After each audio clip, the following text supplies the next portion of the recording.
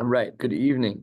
I hope all of you are doing well. We're learning Maseches, Bava Metzia Daf Mem tonight, and we're starting about 2/3 of the way down on Lamed Testament Beis with the story, beginning of the line, Mari Bar Isak, name of a person, and Asale Acha mi Bechozai. He didn't know this, but he had a half brother from his dad's side who lived elsewhere. He wasn't aware.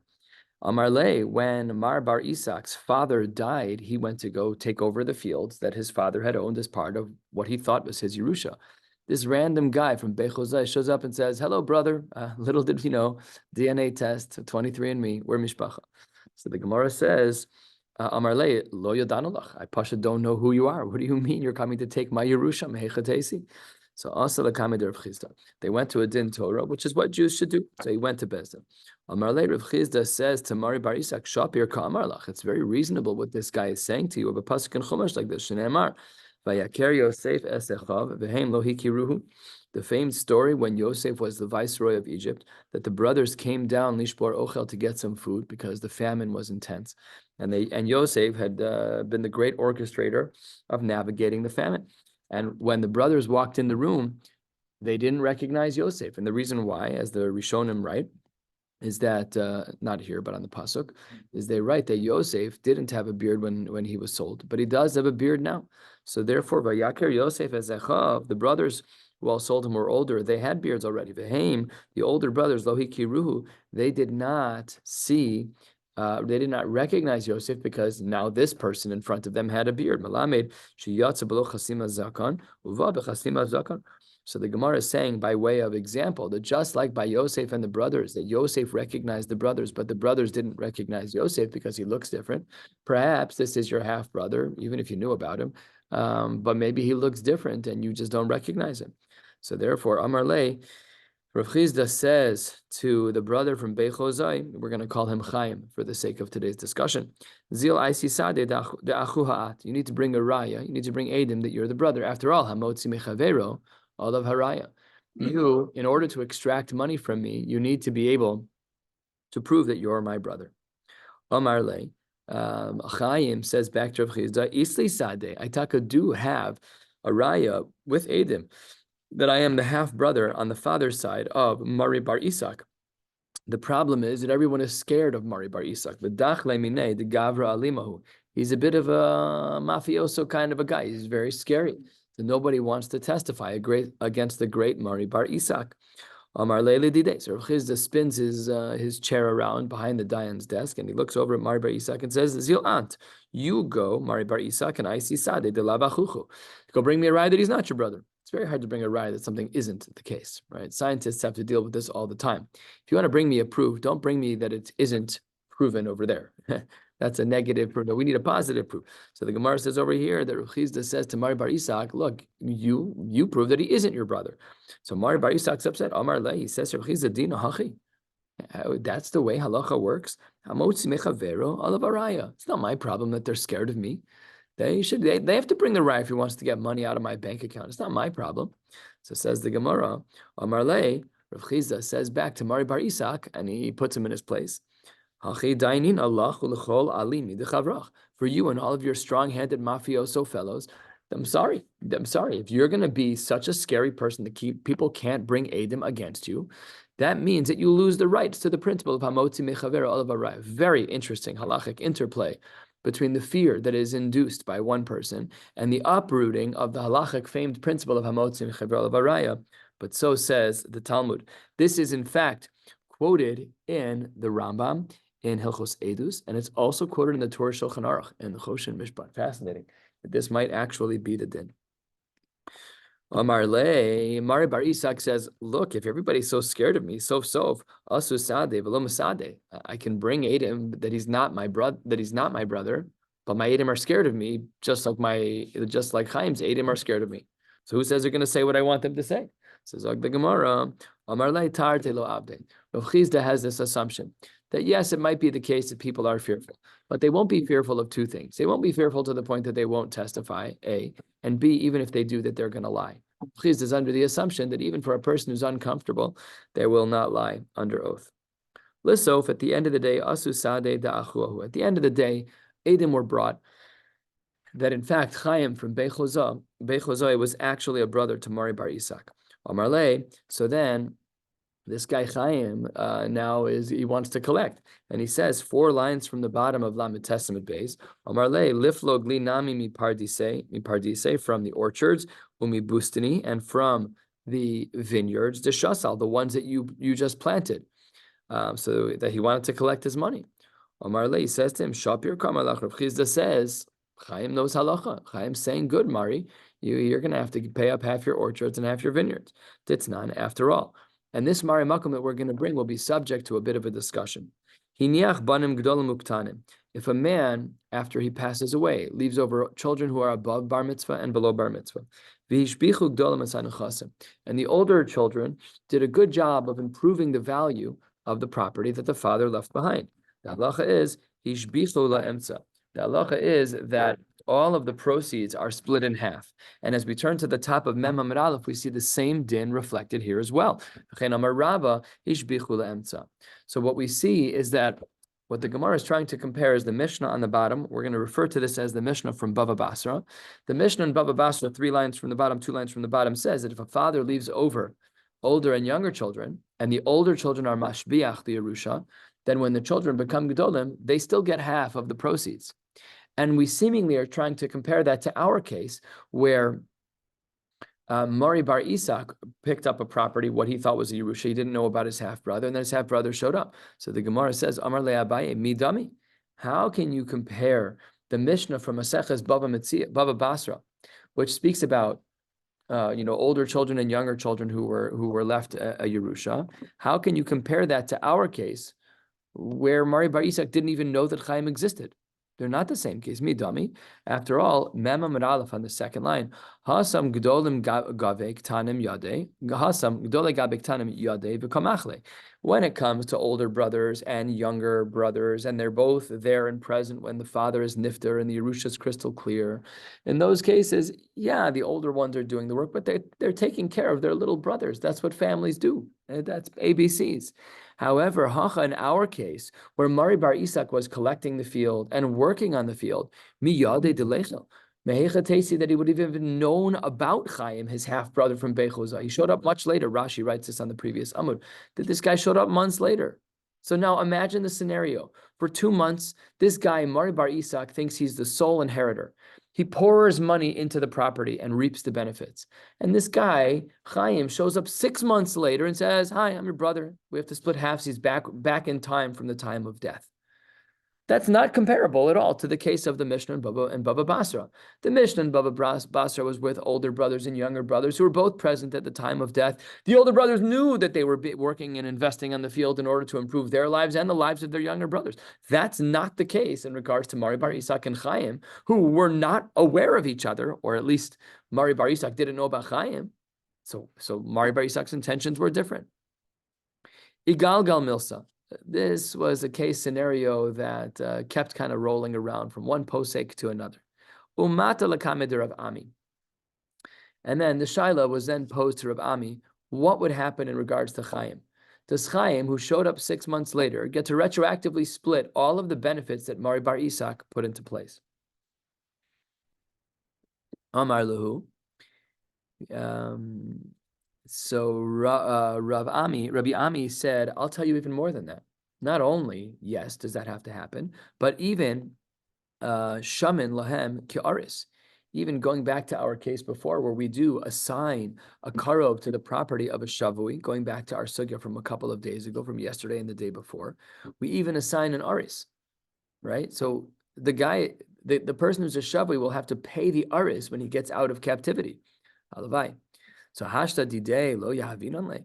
Pasha that it should be the case that Chaim should get his half. Obviously, a shavui has no say in the matter. We impose it upon him. The same should be true here. So says the Gemara, ahadru aha lekamed Rav Chizda. They brought Rav Ami's answer, who compared the case of karov lenichse, of a moridin karov lenichse shavui, that he compared that case to our case of Chaim and Mari bar Isak. Amar lahu, Rav Chizda spoke to the Talmidim, who were kind of being they were kind of being the mediators. And he said to the Talmidim who spoke to Rabbi Ami, he says, what is he talking about? Midami, Hasam birshus nachis. Over there, in the case of Moridin Karav L'Nichse Shavui, there that was done birishus, meaning the Chachamim told the Karov, you have permission to go into your family member who is a Karov. He has permission. Hacha la birshus nachis. Here he didn't have permission to go into the field really because he didn't know about his half brother. Now he's not a navi, he didn't do anything usher, but he didn't know about it. The od katanhu. Also, the property when the father died, this guy Chaim in Bechozai was a katan, and the ein moridin karov lenichse katan, and the older brother of Mari Bar Isak, even had he known about Chaim, wouldn't be allowed to go in the field that belonged to Chaim at all. So ahadruha lekame de Rav Ami. So the mediators, the students who were going, they were enjoying this so much, watching the two Rabbanim argue it. They were loving it, having a great time. So the students went back to Rav Ami. Amar Lahu, Rav Ami gives them all a slap on the wrist and says, "You left something out of your shaila."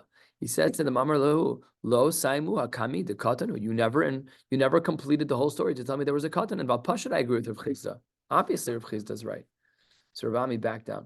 This is a very important musar. It's a small soapbox. When we ask shilas, we have to ask shilas with every detail on the table and with no angling as to what the answer should be. Our job is not to twist the truth, it's to find the truth. Now, there are times in halacha when halacha wants you to try and find a kula. All right, we try to be mekel by avedus. We try to be wherever appropriate. We try to be mekel with hilchos nida wherever we can to enable couples to be together as much as possible. There's big kulas out there, and we pursue kulas when it's necessary. But our real job is to pursue the truth. And here, when they brought the shaila to Rav Ami, they didn't present it correctly. That brings us to a new Mishnah, a long Amud ahead of us. We'll be learning until approximately the bottom of Mem Amud Beis, but not all the way down. The next Mishnah reads about 10 lines down on Mem Amud Aleph as follows. Hamafkid peros etzel chavero. You entrust me to watch fruits. Hareze yotzi lo chisronos. When I give them back, I don't have to give back the same exact thing that you gave me. I have a slight reduction in what I give back to you, a percentage reduction depending on the produce. Why? Because things fall apart. If you ask me to watch apples and you go out of town for a month, you're not going to have apples when I come home. And it's not my fault that you don't have apples. It's just the nature of the beast. But let's say something has a slow rate of deterioration. The Gemara says, L'chitim ule orez, for wheat and for orez. Orez is a machlokes rishonim as to what orez means. Typically, orez in modern Hebrew translates as rice. But here, Rashi says it's something a little bit different. Rashi says on the side here, a third of the way down, orez. And if you look on the side in Os Katan Yud, he said, Hu hanikra dochen. It's, I think, in modern day, it's called millet, I think is how the English books call it, which is some type of grain. If that's what you're watching, if you have wheat or orez, then tisha chatzoi kabin likur. Then your reduction is 9/2 of a kav relative to a kur. In the Rishonim, who do the math on this, this is like 2.5% reduction, and it's year over year. So meaning it's a slow devolving food. It decomposes very slowly. L'sa'ora and uladochen, which is interesting because on the side we just said orez was dochen. So it's very hard to know what these terminologies are because the Rishonim are flip-flopping the terminologies. For barley and for dochen, again, another form of a grain. Tisha kabin likur, that's double. Before we said 9/2, now we're saying 9. 9/2 is 4.5. This is 9. So 9 likur, that means it's about a 5% reduction in these grains year over year, which means that wheat holds up better than barley. That's one thing that we see over here. We probably have nothing to compare to because the way we store and process things has no comparison to the way that they stored and processed things. Our wheat could last on our shelves in a dry space for years. Barley will go bad at some point. I would imagine that we've had it happen, especially if there's any bugs anywhere near it, big problems. Lekusmin ulezera pishtan, for flax and for other types of grains. Shalosh sa'in lekur. The reduction is 3 sa'a against a kur. And then the Mishnah drops a general rule, which is hard to understand on its face. Hakol lefi hamida v'hakol lefi azman. It just depends what you're dealing with. You need to know the decomposition rates in order to know what it is that you have to return. So let's review this principle of the Mishnah. The principle of the Mishnah is that if I'm watching something for you that does have a decomposition rate, whatever that decomposition rate is determines what I have to return to you after the interval of time of decomposition. So in chemistry, we have half-lives, right? So at a certain point, it's no longer reasonable to assume that the item was as it was before. The same exact thing is true over here. Whatever the decomp rate is for the food that you're watching over the period of time of X, you therefore can reduce what you return based on decomposition. However, says the Mishnah in the name of Rabbi Yochanan ben Nuri, Amar Rabbi Yochanan ben Nuri, if we're talking about a food that decomposes when it comes to mice or rodents, a mouse has a stomach that's only so big. If you have 1 kur of property or 2 kur of property, why would we double your reduction? The mouse can only eat so much. Who cares if you have, let's put it this way. You have a bag of pretzels, okay? There's no way the mouse is finishing the bag of pretzels in a day. It's just not happening. He'll eat a half a pretzel. He'll eat a pretzel, but 100 pretzels is impossible. So now that you bought 2 bags of pretzels, your rate of decomposition is double? No, the mouse can only eat so much. Rabbi Yochanan ben Nuri, he doesn't even understand what you're saying. If we're talking about decomp, the decomp has to be reasonable for what the mouse can eat. Whatever the denominator of food is, whatever the total volume of food is, the mouse is going to eat 1 stupid pretzel. That's it. He's not going to eat anything else.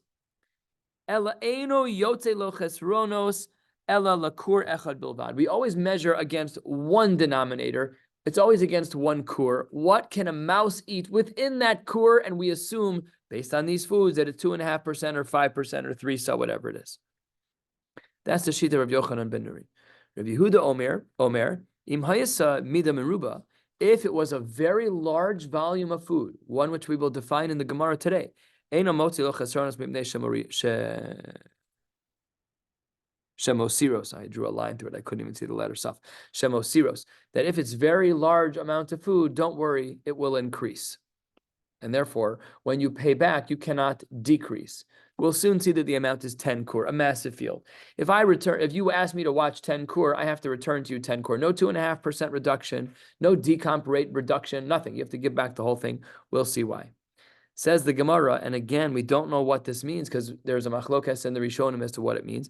Orez tuva chaser. We said in our Mishnah, on the second line of our Mishnah, that when it comes to chitim v'orez, the rate of decomposition of chitim v'orez is tisha chatzoi kabin lekur. It's about 2.5%.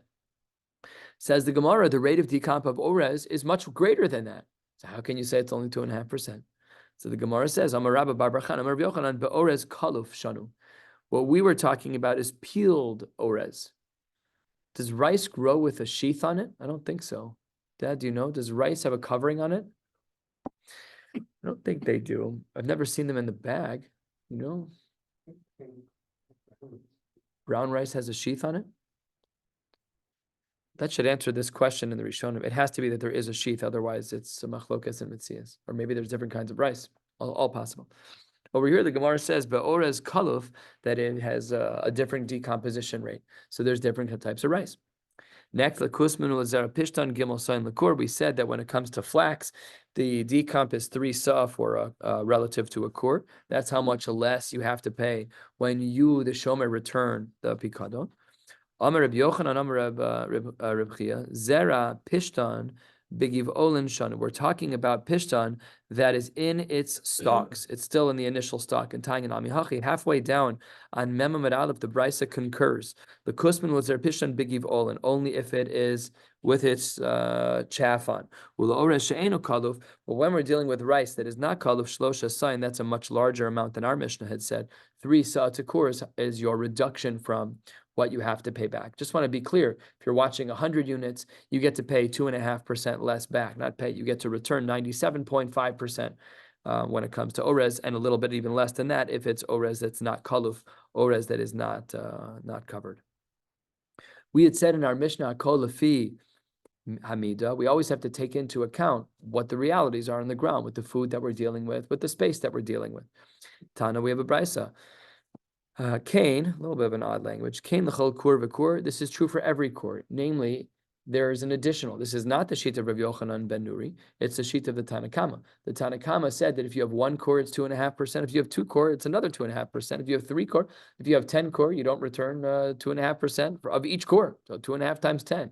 That's 25% of that's not 2.5 of each of the core that you're not returning.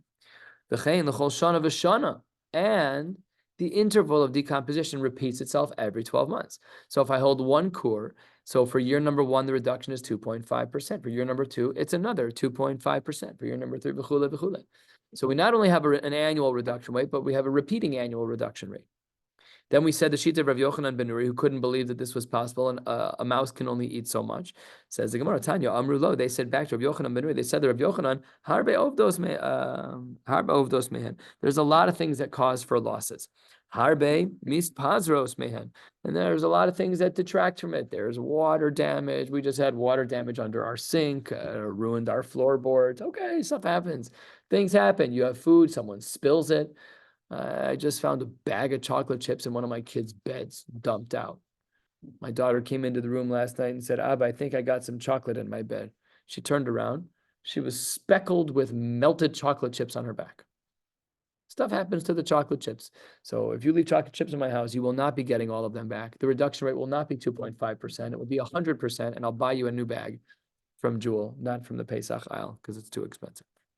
Says the Gemara Tana, 2/3 of the way down, 6 lines before the wide lines. When is it that we have this din of our Mishnah of paying back, or I should say returning the item at a lower rate, a reduction of 2.5%? That is only shiur van im peirosav. You gave me a bag, 100 units of grain. I took your 100 units of grain, wrote it in my ledger, and then dumped your grain into my grain container that also has 100 units of grain. So says the Gemara, that's when we say the rule of the 2.5% reduction. Aval, had I treated your materials a little differently, yiched lo karen zabis, if I put them in the corner and said, this belongs to my father, I didn't mix my father's grains with mine, it sat in its own corner in a sealed container, then omer lo hareshel chalafanecha.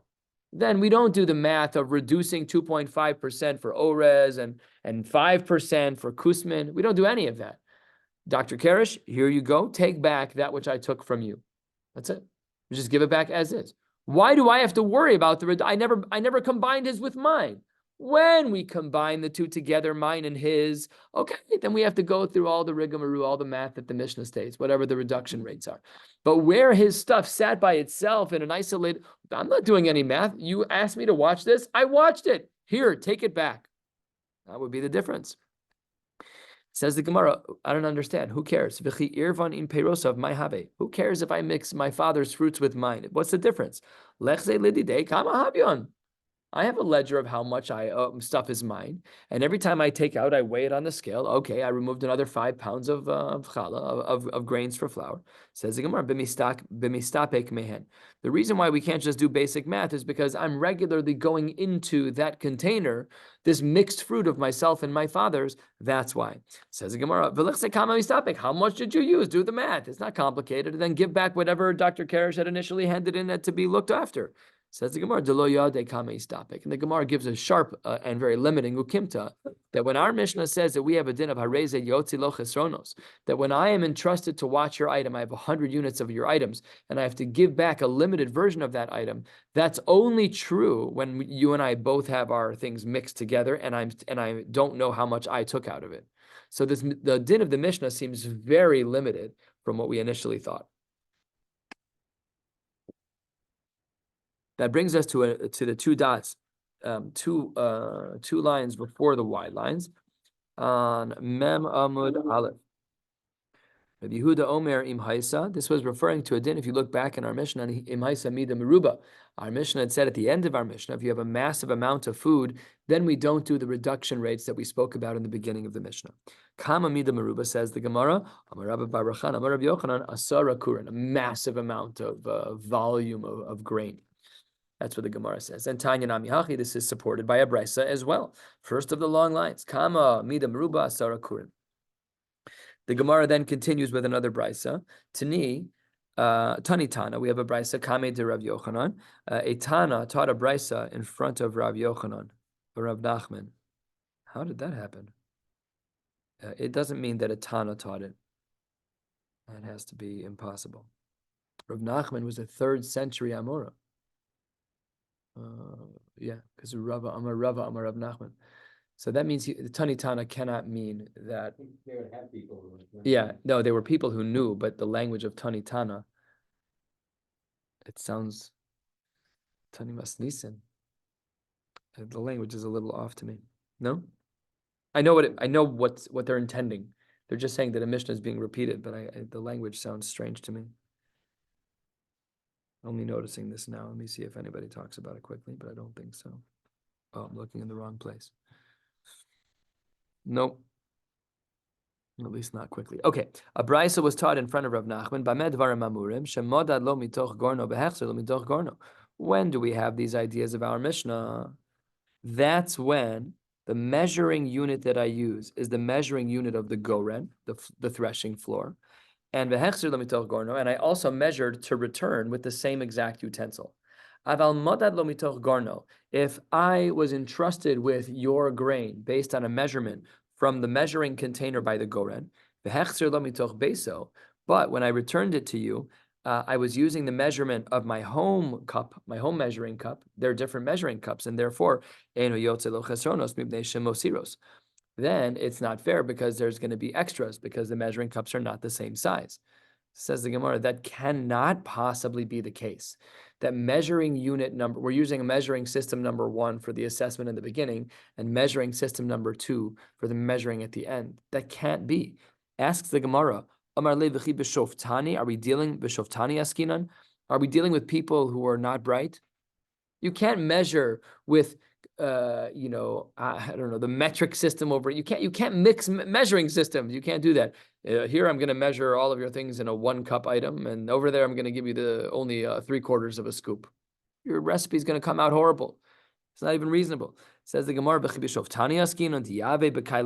to measure in the one case with a large cup, and you're going to collect from it. That doesn't even make sense. You're going to collect with a smaller cup. You got to measure apples to apples. It doesn't make any sense. Dilma says the Gemara, perhaps the whole thing is a little bit different.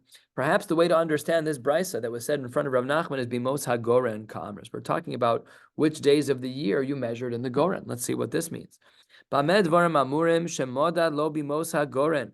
The hichsir lo bimos hagoren. When it's measured at the day that there was threshing in the nice weather, that's fine. Where the grains are smaller in size. Aval modad lo bimos hagoren. If they were initially given over to the shomer from the the owner of the item, measured from the size of the grains at the time that it was harvested, but it was returned in the winter months where there's more moisture and where these items swell a little bit larger, even though the weight doesn't necessarily change in any meaningful way. Says the Gemara, perhaps it's possible that we would not make any reductions. This is very interesting. It's the same grain. It's the same grain. It's like replumping a raisin. It's the same grain. During the threshing months, namely during the warm season, the items were very regular size. But during the winter months, when it was more rainy, so the items would swell a little bit. And there, the Gemara says we don't allow the reductions of our Mishnah, the 2.5% reductions when you return the pikadon. We don't allow those here because the items are bigger, which also indicates that these things weren't by weight; they were by volume. Because now we're giving back the same amount of grain by the same granules, 1,000 granules, going to be the same number, but they look a little bit larger. It's like puffed rice, right? Ki'ilu Rice Krispies, or anything else that might look a little bit larger when they're a little bit more moist, Amalei Rav Papa la'Abaye, if what you're telling me is that during the winter months things expand, imkain lifka kada. If that's true, then the barrel that's holding all of these items should have exploded. You know what happens when you put a water bottle in the freezer for long enough? A sealed water bottle, it'll blow the cap right off. We have had this experiment tested in our house with Coke cans. Not pleasant. And it gets the whole freezer filthy dirty. Why? Because when water expands, it's a unique liquid. When water freezes, it expands. What happens with other liquids, Dad? Doctor, what do you say? When other liquids other than water expand, they stay the same volume? Only water expands? best of my knowledge, water is central to the roof.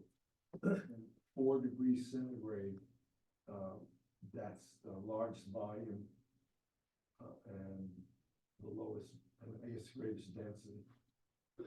Greatest, largest, volume, greatest density. Wa- 'cause So water- that then it expands and then it will explode. It increases top to bottom. Because when the water gets to 4 degrees, that's the Which most. is a miracle of and it Hashem, goes- as the world It goes to the living bottom things. of the lake. So the warmer the water, the higher it goes. Okay, learn something new every day. So the Gemara says, if what you're telling me is that the grain is going to expand in the winter months, what about the grain that's sealed in a barrel in the winter months? Why won't the barrel explode? Says the Gemara, it does. It does in this case. Says the Gemara, Hava uvda upaka kada. There was a case like this in the winter months where a barrel of grain was sitting there. The months changed. It went from the dry months to the wet months. The grain inside expanded and it was so full that it blew the top right off. Another possibility is that no, the expansion did not make anything explode, mishum itzitza, because it was packed in such a way and it was sealed, whatever the svara is, that it would not actually blow off the top. That brings us to another Mishnah, which is 10 lines or so from the bottom. I hope for those who need the 930 Marav that we make it. If not, my sincere apologies. We can't fall behind because these pages are so long. Masnisan, Yotzi lo shasus liyayin. When you have wine in a barrel and you have been asked to watch that wine, you can assume that 1/6 of the wine was absorbed into the wood of the barrel. And therefore, you only have to return 5/6 of the wine. So says the Tanakama. Ri Omer Chomesh. 20% of the wine will be absorbed into the wood of the barrel. And therefore, you only have to return 4/5, 80% of the wine. Huge reduction. What? What if that happens to your barrel when you're storing the wine? Yeah, but you gave me 100 units of liquid, and you want your wine back. I'm just saying, when you come pick it up, just know that the liquid will not all be there. I'm just letting you know. Let's say it's like You're halacha. saying we give back 80, but if I put it in a barrel and the same thing happens, then that 80 becomes whatever, 64 or whatever, right? So how does it shin? I was watching them. We're just saying, I'm a shomer. You asked me to watch something. You gave me a barrel that's full to the brim. At the top of the measure, it says 100 units. I'm letting you know when you come back, it's going to say 80. I can't control that. The wood and the barrel absorbs. Yeah. So that's a machlokas tonight. We'll see whether or not this is actually a machlokas. In regards to oil, yotzi lo shlosha lugin shemen lemeya. It's a 3% absorption rate. I don't know what's 3%. Yeah, it's 3%. That 3 lug will be absorbed into. It's much more viscous than wine, obviously, so it's a little harder to absorb. And of the 3 lugin that you don't have to give back, so I'll give you back 97, unlike the wine, which is 80 or a little bit higher, depending on how you hold. With oil, you're only getting back 97% of liquid oil. Why? Logu mechsa shmarim, 1.5 of the units are going to be the shmarim, which is the pieces of actual olive that are left over, the sediment or the dredge or whatever it's called. And logu mechza bala, and 1.5 will absorb into the actual container itself. Says the Gemara, next din in the Mishnah, 8 lines from the bottom, im haya shemen mezukak, if I was giving you perfectly clear oil with no shmarim in them at all, Eino yotzi lo shmarim. We don't remove shmarim because there are no shmarim. I filtered it out. The oil that I gave you is like the oil we have in our bottles, in most of our bottles. Some oils actually do have some sediment, the fancier ones, whatever. But regular oil, you buy canola oil, you buy vegetable oil, whatever, it's 100% pure with no sediment at all. So if I'm watching your item and it's in a barrel, then I don't return 3%.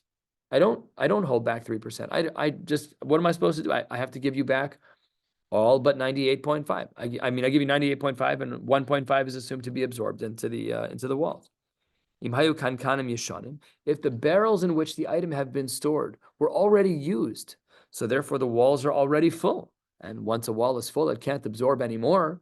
Therefore, Eno yotze lo bala. We don't make a reduction when I'm returning your item for that which was absorbed into the wall, because I'm using a used barrel, and therefore I can't reduce it. Reomer, av hamocher shemen mezukak lechavero kol yamos hashana. Anyone who sells oil, even oil that is considered to be pure, still, hareze mekabel alav logu mechsa shmarim lemea. You still have to remove 1.5 shmarim for 100 units, even if there are no shmarim. And we'll see what this is talking about. He is basically going to make sure that that's his profit margin, a minimum of the 1.5%, as we'll soon see. Says the Gemara as we open up 4 lines from the bottom. We had said in our Mishnah that there's a seeming distinction and difference between the Tanakama, who says that wine will reduce by 1/6 in its barrel, whereas the second Shita, which is that of Rabbi Huda, says that it will reduce by 1/5. Says the Gemara Velo Pligi. Marki Asre Umarki Asre. One of them has different customs in their own locations. What's the differences between the locations? The Asre Damar Chafu Bekira. In one place, they line the barrels with wax, a very inexpensive method of preventing. I remember we did this once in chemistry with something that would erode glass. We had to line the beakers with wax before. I don't remember what the chemical was, but we had something like that. Here, they wanted to make the barrels waterproof, so they lined it with wax, and wax does a very good job of waterproofing. Below mayit tfei, and the wood wouldn't absorb as much wine. However, ba'asrei damar, in another place, chafu b'kufra, they would use some type of pitch or tar.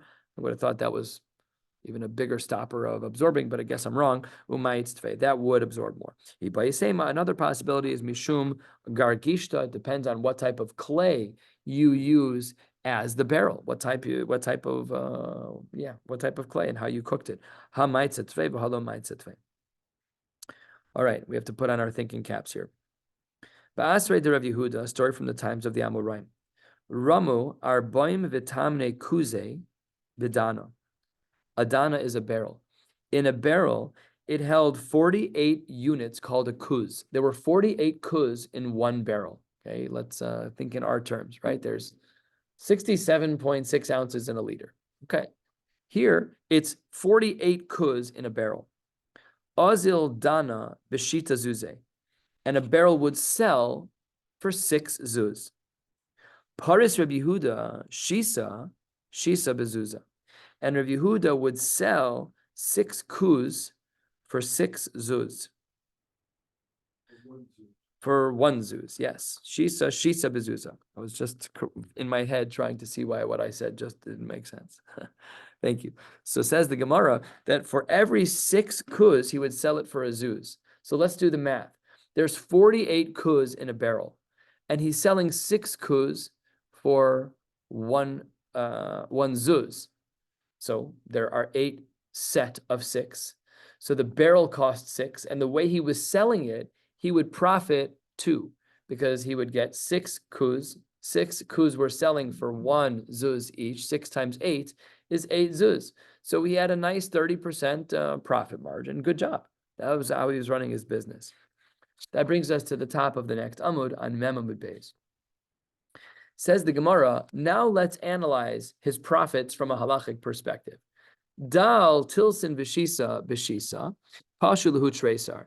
If we remove all of his actual proceeds, meaning how much could he sell for 6 zuz? So that's 36.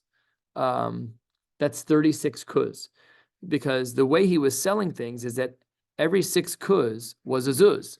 If every 6 kuz is a zuz, then 36 kuz is 6 zuz, which was the cost of the whole barrel. Pashu lehu tresar. So that means he's broken even after selling 36 kuz, which is 6 zuz, which was the cost of the barrel. How much is left? 12. But we have to say dal tmanya. We have to remove 8, because 8 is 1/6 of 48. And according to the Tanakama, that's how much wine reduces in the barrel, which means, shtuse, that's a 1/6, which means how much is left? All that's left is pashulahu arba. His profit margin was only on a tiny amount, which was 4. If that's true, says the Gemara, the Amar Shmuel, there's only 4, you're only really profiting on 4 units? How can that be? The Amar Shmuel hamistaker al yistaker yoser al shasus. When you're selling something, you're allowed to sell with a profit margin of up to a 1/6. But he was only profiting a 1/12. which is 4 kuz. Why wasn't he charging more? Why was Rav Yehuda charging way, way under market value? Doesn't make sense. He stood to gain more money. Great question. Everybody with me? Good. It says the Gemara, because Ika Gulfe Ushmaria. You're forgetting there's the barrel, which costs money, and there's the Shmaria, there's sediment in the barrel, which you can't really sell. Says the Gemara, Ihachi, well, if what you're saying is that he also bought those things and those are part of his proceeds, perhaps Nafish Leitzvei Mishtus, perhaps he's profiting too much. Says the Gemara, no, that's okay. Ika Tirche Udmei Barzaniyasa. He's allowed to charge for his time investment. So I charge for my time. I go to do a bris in the middle of nowhere. Let's assume a non-Jewish bris for the moment. It's straight up, it's a price sheet. X number of every half hour distance from my house is an increased cost. It's black and white. Halachically, we don't do that. Halachically, you can pay whatever you want. I drove to Madison this week. I told them what the cost was. They said, we can't afford it. I said, pay less. It was very simple. That doesn't happen so much by others. There's also Demei Barzaniyasa. There's also the cost of inserting the spigot into the barrel. That wasn't such a cheap thing to do. That was a chachma. Remember, the barrel was full already. You needed to know how to tilt the barrel, how to put in the spigot, how to make it waterproof so that it wouldn't leak. All right, next sugya, 6 lines down, Memamud Beis. Says the Gemara, Imhaya shemen mezukak eno yotze lo shmarim. That if the oil was very pure, you don't reduce the shmarim. And what was the rest of the Mishnah? What was the case there? Oh, wrong Mishnah. What we had said over there is that if there were old barrels, then you can't reduce for blia, because they presumably have already absorbed. And once a barrel has been used to hold oil or to hold wine, once it absorbs, it absorbs. You can't absorb twice. There's only a maximum amount that a kli can absorb. So says the Gemara on the top of Mem Amud Beis, 6-7 lines down. The Gemara says, still, even if a barrel is old and it's been used, it has to absorb something. It's a little bit of a strange havamina. Why does it have to absorb something? Says the Gemara, Amar Rav Nachman b'mezufafin shanu. We are talking about a case where it was coated with pitch, and therefore it's not going to absorb. Namely, after it was used, it was coated. So we assume it absorbs nothing. Abai is like, what are you talking about, Bichlal? What are you talking about? Abai Amar afilu tema shelo b'mezufafin. Even if it's not going to have any pitch on it, cave on the ta'un. There's only so much volume that can be absorbed. Once a barrel has been fully absorbed, the walls of the barrel have been used, and it absorbed its maximum. You can't absorb anymore. That's it. You're done. There's no more absorbing. It says the Gemara, we reject the havamina, and it's taka true, like our Mishnah says. Our Mishnah from the bottom of Mem Amud Aleph, that Mishnah says that once a kli has been used, we no longer assume that it can absorb anymore. Rabbi Yehuda Omer af hamocher shemen mezukak lechavero kolimos hashana reis mekabel alav lo gumechza shmarim l'meim. We said that even if a person is going to be selling oil that is pure, we still factor in a reduction of 1.5% because of the shmarim, of the sediment of the olives, even though there isn't any. And we'll soon see that this was to ensure that there were at least some proceeds. This Gemara is quite difficult. We'll be stopping about 15 lines from the bottom of the page, so about another third of the page to go, and then we'll be done. Amar Abayik, Shatim Salomar, when we analyze the shitas carefully, we will see the following. The Divi Rabbi Yehuda Muter La'arev Shmarim. Again, I'm sharing in advance. We need more time than we have to present this Gemara. The Divi Rabbi Yehuda, according to Rabbi Yehuda, it seems that according to him, it's Muter La'arev Shmarim, that when I do give you oil and I claim that it's pure, I'm allowed to add in 1.5% of Shmarim. And L'divrei Chachamim Asher La'arev Shmarim. Achlokas Tanoim, seemingly, we paskin clearly like the Chachamim, as we see over here, that if you're selling pure oil, you're not allowed to add in Shmarim. L'divrei Rabbi Yehuda Muter La'arev Shmarim. Why is it that Rabbi Yehuda implies that you're allowed to add Shmarim when you're selling pure oil? We buy pure oil. Why are you allowed to add? The reason why he has to accept that 1.5% of Shmarim is to Amar Le, Milo Arbilach. Says the owner, Pashut, I'm allowed to add it if I want. Hashtanami Kabel. Now you have to accept the fact that there's 1.5% Shmarim. Perhaps the buyer can say, if you would have included it, I'll sell it, no problem. But now what have you done to me that you gave me 98.5% pure liquid without adding in the 1.5? If you were going to give it to me, then give it to me and I'll sell it. I'll make some money. It says the Gemara, no, but balabais askin, and we're not dealing with another reseller. We're just giving it to a regular balabas. The nichale betzila. All this guy wants is pure oil. He doesn't want the sediment. He doesn't want to have to sell things. He just wants his oil to cook. Stop. Just give me the oil. Stop giving me shmarim. I just want the oil. Says the Gemara, he says, by virtue of the fact that you didn't care to add it to me, it means that you don't seem to care about it. Therefore, it seems like you want to be mochel on that altogether, like you just don't care about the shmarim, because it would have been a great way for you to reduce what you were spending by putting in the 1.5. Says the Gemara, Rabbi Yehuda l'tamei deles le'mechila. Rabbi Yehuda is of the opinion that there is no mechila, and we'll see that from the following source, which is just about halfway down on Mem Amud Beis. Ditnan, machar loas hatzemed. Hatzemed was some type of rein that was used to connect many animals together, some type of device. If a person is selling a tzemed, lo machar loas habakar, it does not come with animals included. Machar loas habakar, if I'm selling you the animals, lo machar loas hatzemed, you buy itemized. I'm not selling you the tzemed unless I'm selling it to you. I'm not selling you the animals. Whatever I say, I say. But if I say tzemed, it doesn't include the bakar. If I say bakar, it doesn't include the tzemed. Ri omer hadamim modin. Rabbi Yehuda was of the opinion that it just depends. You got to look at the dollars and cents. Ketzad. Amar lo mechorli tzmidcha b'masayim zuz. Sell me your tzamid, which was only worth a few pennies. And I say, sell it for 200 zuz. Obviously, I mean to sell the animals also. Pasha, right? If you go into a jewelry store and you say, sell me that platinum band, which is worth $20, sell me that platinum band. And I want you to sell it to me for $5. Obviously, it includes a diamond. Pasha. So what Rabbi Yehuda is saying over here is that it all depends on the cost. Ketzad. If he says, Machar li tzmidcha b'masayim zuz, hadavar yadua she'ein hatzemed b'masayim zuz. Pasha, that it's the case that the tzemed is not worth 200 zuz. And therefore, there is no actual mechila. Meaning, when I say that larger number, it's all inclusive. I'm not leaving anything out. No, the price is not a raya. And therefore, they say there is a mechila, and you have to separate those items. According to the chachamim, asur la'arev shmarim, they say you're not allowed to add shmarim to the order of, sir, can you please sell me some pure oil? The reason why the seller, why he rejects the idea that the buyer, has to take the 1.5 reduction is the amarle, you're not allowed to just add to the mix. I'm buying a specific item. You can't add anything to it. Hashtanami lo mekabil. No, I have no interest. That's why we have a machlokes in our mission. Are we allowed to add the 1.5? Yes or no? And amarle rapapa le'abaye, you've got it all backwards, abaye. Adarabba. Ibcha mistabra. And these next 5 lines are the last 5 lines for tonight. According to the Chachamim, when a person orders pure oil, you are allowed to add the shmar. The reason why he might not want to receive them is to amar le midlo arbisli achule achlesli. It shows me that you're mochel on it. And the Dibri Rabbi Yehuda, it's the opposite. Asur la'arev shmarim. According to Rabbi Yehuda, it's asur to add in the shmar. Why does the person have to take the 1.5% reduction? As it is, the amar lei boy la'aruve lo sharli la'aruvelach. I'm not allowed to add it in.